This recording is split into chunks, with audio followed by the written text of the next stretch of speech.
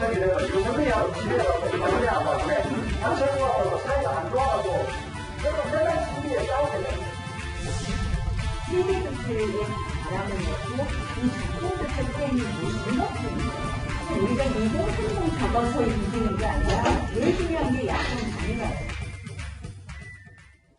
네, 경쟁을 벌이고 있는 새 후보의 이 말을 저희가 한번 모아봤습니다. 본인들이 생각하는 굉장히 큰 그런 논점들에 대해서 얘기를 하는 것 같은데, 이 후보는 어제 이제 강원 춘천을 찾았죠. 춘천을 찾아서 당원들도 만나고 이렇게 지나가는 어르신들하고 이제 젊은 층들 표심을 공략했다 이렇게 얘기가 나오고 있고, 또 보면은 나경원 후보와 주호영 후보는 PK 이제 부산 지역을 찾아서 이렇게 당심 살피기에 집중하는 그런 행보를 보였다 이렇게 얘기가 나오는데요.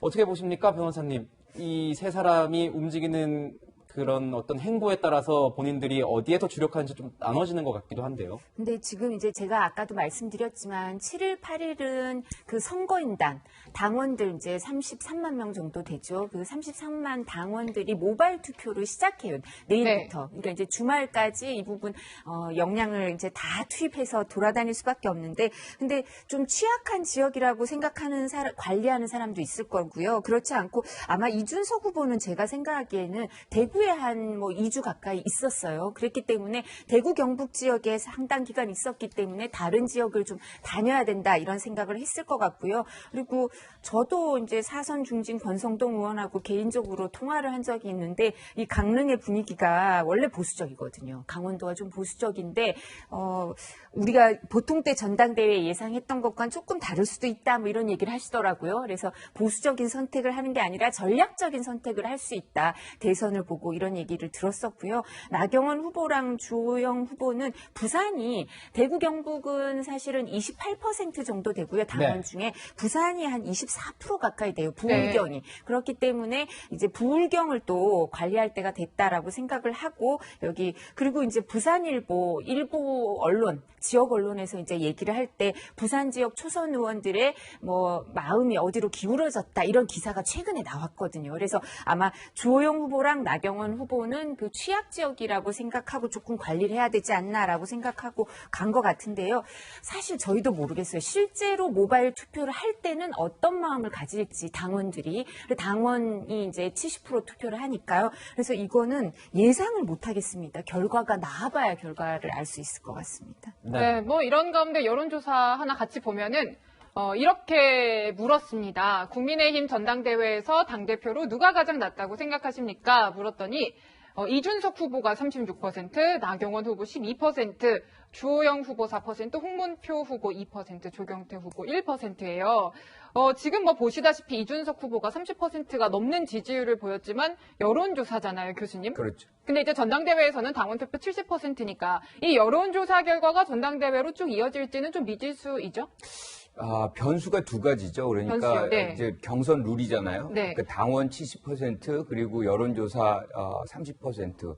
이것이 뭔가 바뀔 수 있는 구조다라고 여태까지 우리가 얘기를 해왔는데 네. 이게 아마 적용이 안 될 것 같다는 생각이 들어요. 왜요? 그러니까 네. 그만큼 이제 이준석 바람이 세다라고 얘기할 수 있고, 아까 네. 여론조사이긴 하지만 나 후보와 주 후보의 합치면 16%거든요. 합치면요. 네. 그렇죠. 이준석 후보 혼자서 36%예요. 그러니까 거의 대세가 많이 결정돼 가는 것 아닌가. 그리고 또 다른 변수는 나경원 후보와 주호영 후보가 단일화를 하는 거거든요. 그런데 이 부분도 사실상 이렇게 합쳐서 이기거나 비슷한 정도의 어떤 상황이 돼야만 두 분이서 이 단일화를 할 수 있는 동기가 발생할 텐데, 그 정도 수치도 지금 안 나오고 있다는 거거든요. 일단은 여론조사이긴 하지만 그렇다는 거는 이 구도가 변화되기가 쉽지 않지 않나, 이렇게 추측을 해보는 거죠. 여기서도 이 인물이 등장할 줄은 몰랐습니다. 신스틸러, 아까 말씀드렸던 김종인 전 비대위원장인데요. 김종인 전 비대위원장이 지난 3일 대구에서 경북 대학생들을 만나서 강의를 했습니다. 근데 이 당시에 합동 연설회도 있었습니다. 자, 맨 처음 초선 당 대표론을 꺼낸 건 김종인 전 비대위원장입니다. 이준석 후보에게 어떤 생각을 가지고 있을지 들어보도록 하겠습니다. 내가 보기에는 국민의 선호가 이준석 지금 후보한테 가 있기 때문에 일반 국민들이 보기에 구정치인들에 대한 소위 말하면 인식이 얼마만큼 달라졌다고 하는 것을 갖다가 단적으로 표현하는 거겠죠. 일반 국민이 절대적인 지지를 보낸다고 하는 것은 그것을 우리가 정치적으로 어떻게 해석해야 할 건가를 갖다 생각을 해봐야죠. 자, 이 후보 역시 김종인 위원장이 방금 말한 것처럼 이 후보도 김종인 전 위원장에게 굉장히 우호적인 상황인데요. 계속 이런 당권에서도 김종인 위원장이 거론되는 이유는 뭡니까? 김종인 위원장이 그만큼 당에서 차지하는 포션, 그러니까 영향력이 크다고 저희가 봐야 되는 겁니까? 일단은 최근 선거를 잘하셨죠. 4.7 재보궐선거 결과가 말해주고 있지 않습니까? 하지만 그보다 저는 유독 이준석 후보와 이 김종인 전 위원장이 서로를 조금 띄워주는 현상, 서로의 필요, 니즈가 맞기 때문이라고 생각을 합니다. 필요가 맞다. 일단 이준석 후보 같은 경우는 젊다는 게 지금은 강점으로 부각되고 있지만 당을 운영할 때는 중심을 잡아줄 중진들의 도움이 필요해집니다. 그런데 김종인 전 위원장이 와주게 된다면 나머지 중진들의 눈치를 조금 덜 보고 이 김종인 전 위원장과 함께 이제 이 조화를 이룰 수 있는 그런 리더십을 구축할 수 있다는 장점이 있고요. 결정적으로 이준석 후보가 만약 당대표가 되면 첫 번째 과제가 뭐겠습니까? 당 밖에 있는 윤석열 전 총장 빨리 데려오는 겁니다. 입당시키는 그런데 본인 혼자서는 사실 윤석열 전 총장을 입당시키는 국면에서 주도권을 잡기가 힘들지 모릅니다.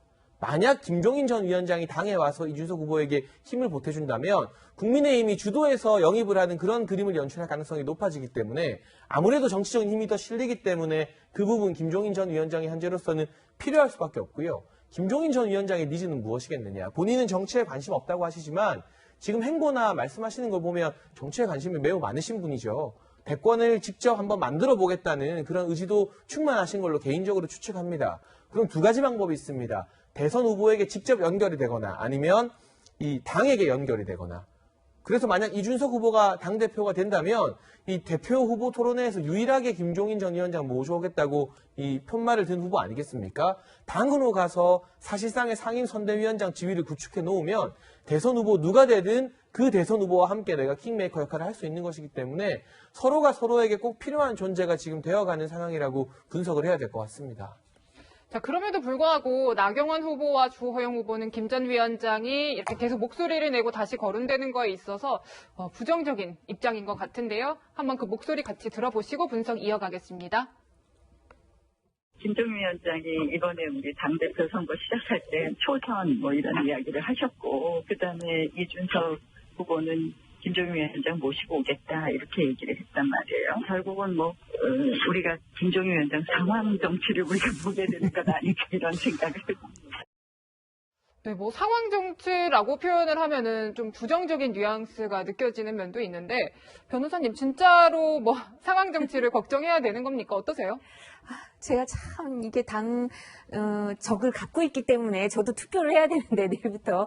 그래서 말씀드리기가 어려운데 저는 이 김종인 상황론이 이제 사실 그렇게 먹히진 않을 거라고 생각을 해요. 먹히지 않는다. 네, 왜냐하면 계속 공격을 이제 아니면 비판을 할 때 김종인 상황론 내지는 유승민 전 대표가 대선에서 무리할 거다 아니면 또 김무성 전 대표랑 회동을 하면서 이런 얘기를 하는데 그러면 이제 이준석 후보가 한 얘기가 있어요. 박근혜 퀴즈, 김무성 퀴즈, 유승민계 김종인 상황론 이렇게 되면 나는 다 걸치고 있다는 거냐 이렇게 될 수 있기 때문에 어떤 때는 또 독단적이고 불안정적이다 이렇게 비판을 하는 사람들도 있으니까 그런데 그 원로들이랑 친하게 지낸다? 그럼 이게 어느 게 맞는 얘기인가 이럴 수도 있거든요. 그래서 이런 부분에 대해서 이제 김종인 상황론을 얘기를 하면 당 내에 원래 당을 계속 지켜온 사람들 입장에서는 이제 좀 이걸 불편해할 수 있고 여기에 대해서 좋은 감정을 갖지 않을 수 있다 이런 생각을 하는 것 같은데요. 그리고 이게 원래 당대표는 당원이 뽑잖아요. 민주당 송영길 대표는 당심 90, 민심 10으로 뽑힌 사람이에요. 네. 그리고 그렇게 관심이 없었죠. 5월 초에 전당대회가. 근데 우리 당도 원래 그렇죠. 당심이 70이고 민심이 30인 것도 민심이 많이 들어온 거지만 이번에는 정권 교체를 위한 당대표니까 당원이 뽑는 것보다 사실은 대선 후보는 아닌데 이상하게 그렇게 연결이 되면서 민심의 영향, 민심의 향방에 당원들이 관심을 많이 갖게 됐거든요. 그렇기 때문에 우리가 당내 경선을 하고 그다음에 당심이 많이 작용할 때 얘기했던 선거 전략과는 조금 달라지는 게 좋지 않았을까 이런 안타까움도 있는데 이건 제 개인적인 견해일 뿐이니까 실제로 투표에서는 어떻게 작동될지는 모르겠습니다. 네, 이렇게 뭐 상황 정치 얘기가 나오는 걸 보면 이준석 후보에 대한 어떤 나이, 이 젊음에 대한 경륜이 없지 않을까라는 이런 우려 때문에 이런 얘기들이 나오고 있는 것 같습니다. 이준석 후보, 그래서인지 여권 후보들까지, 여권에 있는 의원들까지 언급을 하면서 젊음에 대한 얘기를 했습니다. 자, 이런 얘기를 했습니다. 장경태 의원은 더불어민주당 소속, 김남국 의원도 더불어민주당 소속이죠. 이 의원들을 언급하면서 장 의원에겐 자신감, 김 의원에겐 성실성, 박성민 최고위원은 표현력, 이동학 최고위원은 행동력, 이런 인물들이 있다. 젊은 주자들이 있다. 민주당의 젊은 정치들이 수적으로 훨씬 우세하다. 이런 얘기를 꺼내들었습니다. 어떤 의미인가요? 젊은 세대의 역량을 보여준다. 이게 여야를 막론하고 이제 젊은 세대가 정치의 주체가 돼야 된다. 그래서 본인이 당대표 되는 것이 매우 자연스러운 일이다. 뭐 이거를 정당화하는, 합리화하는 그런 얘기라고 생각을 해요. 그런데 저는 조금 일부 동의를 못하는 부분은 뭐냐면 젊은 세대가 갖는 어떤 나이에로 인한 어떤 육체적인 젊음이 있는가 하면 내용적인 젊음이 그 안에 같이 담보돼야 되거든요. 그러니까 뭔가가 새로운 어떤 신선함, 문제 해결적인 어떤 내용들이 이 젊은 세대의 정치인들에게 이렇게 나와줘야만 그게 완성도가 생기면서 국민들도 그러면 젊은 세대에게 한번 맡겨보자 뭐 이런 것들이 나오는데 지금은 뭐 여야를 막론하고 내용적인 어떤 젊음, 이것보다는 육체적인 어떤 젊음을 앞세워서 정치를 하고 있는 것 아닌가 그런 아쉬움은 여전히 있는 거죠. 네.